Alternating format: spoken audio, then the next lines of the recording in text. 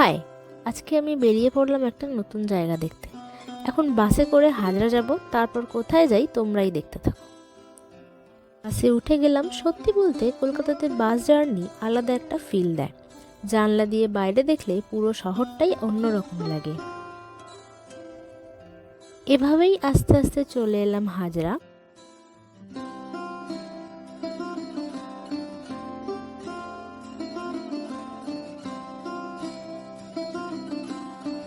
এবার যাব Jatin Das metro station.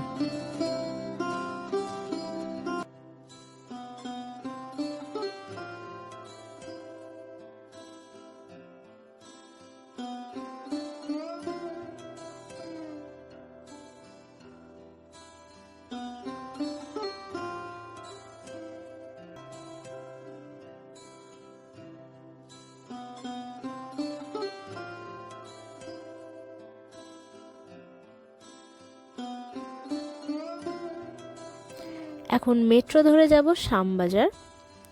মেট্রোতে উঠলেই একটা রাশ ফিল হয়, তবে এটাই কলকাতা। ছোট ছোট এই জার্নিগুলোই আসলে ইন্টারেস্টিং করে তোলে পুরো ট্রিপটাকে।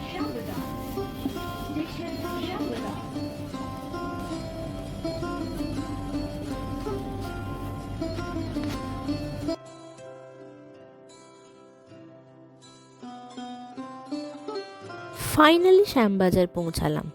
এখন মেট্রো থেকে বেরিয়ে 20 মিনিট মতো হাঁটলেই আজকের ডেস্টিনেশন। আমরা 3 নম্বর গেট দিয়ে বেরিয়েছি, তাই আমাদের একটু বেশি হাঁটতে হয়েছে। তোমরা এলে 1 নম্বর গেট দিয়ে বেরালে সুবিধা হবে।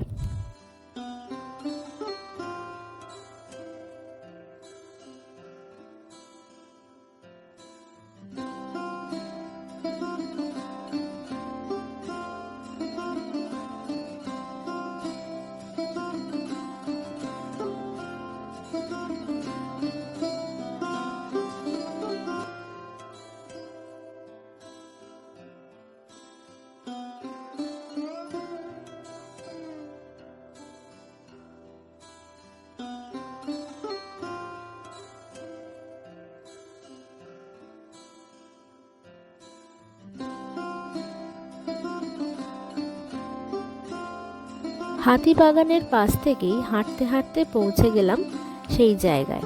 চিনতে পারছো জায়গাটা? হ্যাঁ, ঠিকই বুঝেছ, আবোল তাবোল পাড়া। অনেক দিন ধরেই নাম শুনছিলাম, তাই ভাবলাম একবার দেখেই আসি। জায়গাটার একটা ছোট্ট হিস্ট্রি আছে, চলো শুনি।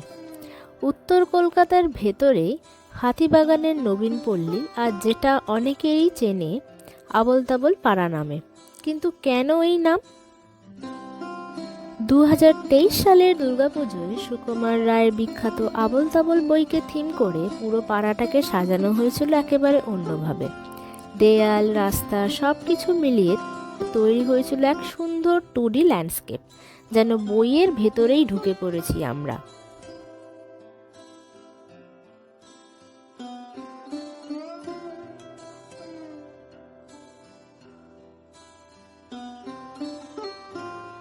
এই থিমটার আরও বিশেষ কারণ হলো ওই বছরটা ছিল আবোল তাবোল প্রকাশের 100 বছর এবং সুকুমার রায়ের প্রয়াণেরও 100 বর্ষ।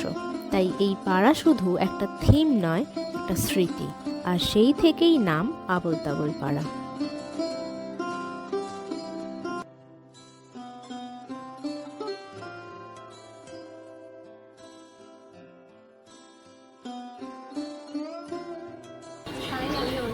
দাস নবীন পল্লীতে আমি আজকে ছবি তোলার জন্য এসেছি।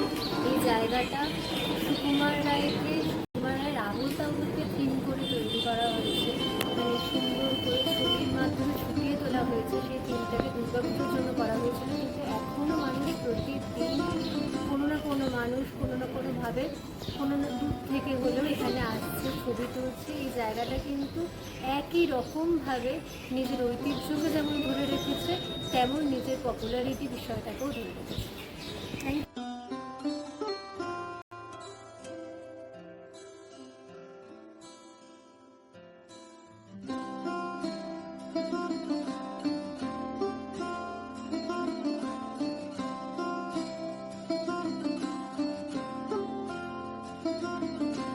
আজকের মতো এখানেই শেষ। দেখা হবে আবার অন্য কোনো জায়গায়।